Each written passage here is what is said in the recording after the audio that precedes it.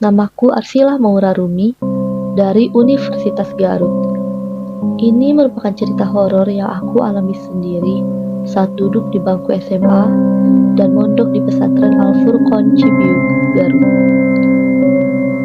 Cerita ini tentang perempuan berkebaya.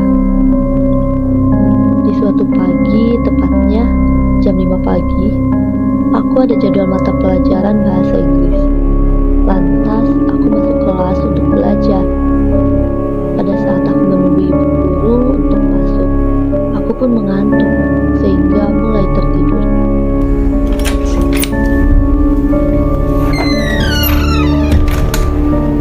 Di saat ibu guru masuk, aku dibangunkan oleh temanku bernama Bella dan Rahmat. Saat bangun, semua teman-teman dan ibu guru terlihat buram di mataku. Tetapi, ada satu sosok anak kecil perempuan yang tidak memakai hijab, diam di depan papan tulis, memakai baju putih. Saat aku melihatnya, tiba-tiba dia berubah menjadi wanita dewasa yang memakai kebaya dengan rambut diurai. Dia pun lari dengan muka penuh darah ke arahku, hingga aku pun pingsan. Dan ketika tersadarkan kembali, semua temanku melihat ke arahku dan menanyakan keadaanku. "Ada apa, Maura? Kok kamu sampai pingsan seperti ini?" ucap salah satu temanku. Aku pun terdiam, tidak menjawab semua pertanyaan teman yang ada di kelas, dan aku pun disuruh istirahat oleh ibu guru. Setelah kejadian itu, aku merasa tidak nyaman berada di pesantren, tetapi aku tetap memaksakan diri untuk terus bertahan di pesantren. 1 minggu berlalu setelah aku bertemu dengan perempuan itu. Aku malah merasa penasaran dan ingin mencari tahu tentang siapa anak perempuan yang tiba-tiba berubah menjadi wanita dewasa itu. Pada malam harinya, aku yang sedang mengerjakan tugas dengan tenang, tiba-tiba ingat bahwa aku harus membawa baju tidur di tas simpan yang tersimpan di kamar kosong, karena baju yang tersimpan di lemari sudah habis, sehingga aku bergegas untuk mengambilnya. Pada awalnya semua baik-baik saja, sampai tiba-tiba aku mendengar suara di kamar kosong tersebut. Saat aku melihat ke belakang, aku tidak melihat siapapun yang berada di sana. Tiba-tiba aku merasa merinding karena takut jika aku melihat perempuan yang... Tapi aku berusaha mengatur pikiranku dan berpikir itu cuma cicak atau tikus. Setelah selesai dari kamar kosong dan mengambil baju, aku pun lari menuju kamarku. Tidak lama setelah aku tiba di kamarku,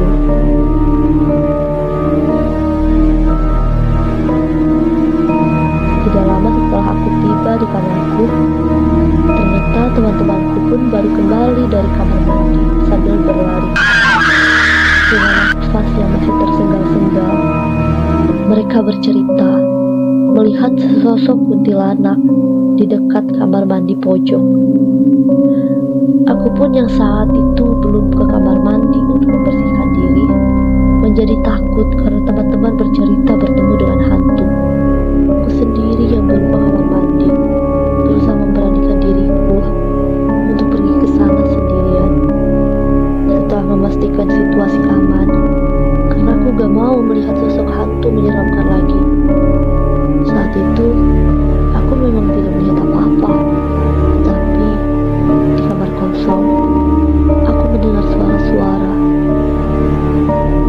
Setelah selesai, aku segera bergegas kembali ke kamarku untuk mengerjakan tugas lagi.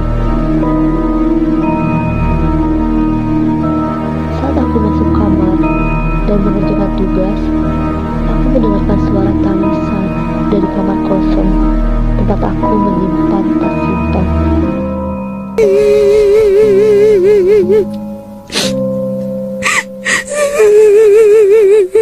Kelas pun masuk ke kamar dan memastikan siapa yang menangis. Pada saat itu, aku mengecek ke kamar kosong. Dan pada saat itu juga, aku melihat sesosok perempuan yang sama, tetapi dengan memakai kebaya warna merah dan masih dengan wajahnya yang berlumuran darah. Aku pun terdiam, tidak bersuara. Kakak kelas menepuk pundakku dan melihat tatapan mataku yang kosong. Aku pun tiba-tiba berbicara dengan perempuan itu. "Kamu ngapain di sini? Ini bukan tempat kamu," ucapku. Dengan begitu, semuanya bergegas untuk menyadarkanku agar aku tidak berbicara dengan sosok perempuan tersebut. Ustazah pun membawaku untuk tetap diam di kamar dan segera menyuruhku untuk tidur.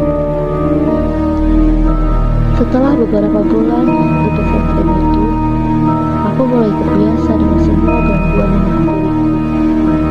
Aku beradaptasi dengan terus berkomunikasi dengan teman-temanku, menghiraukan gangguan dari mereka yang tidak terlihat jelas oleh mataku, tetap berpikir hal-hal yang positif, dan aku pun jadi selalu mendengarkan cerita-cerita baik dari adik kelas maupun kakak kelas mengenai perempuan yang aku temui di kamar kosong beberapa bulan lalu.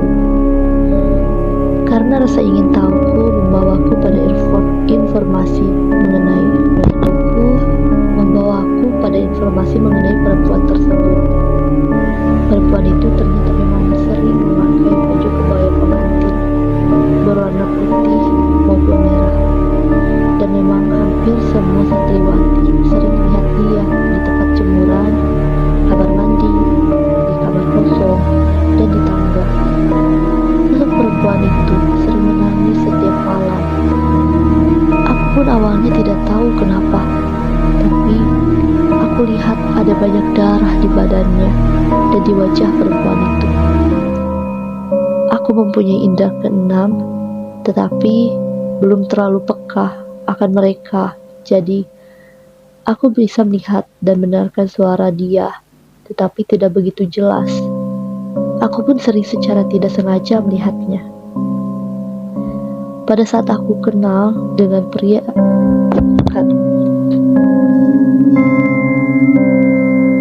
Di saat aku mengenal pria berinisial J yang saat itu menjadi pasanganku, dan karena dia mempunyai ilmu hitam, indera keenamku dibuka olehnya agar aku bisa peka, melihat, mendengar, dan berbicara dengan sesosok perempuan tersebut. Dan perempuan itu bercerita, dia meninggal tepat saat sebelum acara pernikahan dimulai. Dia ternyata